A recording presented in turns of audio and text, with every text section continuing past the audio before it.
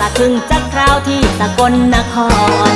เมืองเลยมีแห่ผีตาโขนเที่ยวมาแล้วกระโดดกินข้าวเศร้าเมื่อยก่อนกินข้าวปุ้นบุญทเวศร้อยเอ็ดก่อนชมหอโหวตเมืองร้อยเอ็ดสาก่อนเป็นตาอ่อนซ้อนมีเสียงพินเสียงแคนวงลางมวลแสนสุดสะแนนเสียงพินวงลางมวลแสนสุดสะแนนเสียงพิน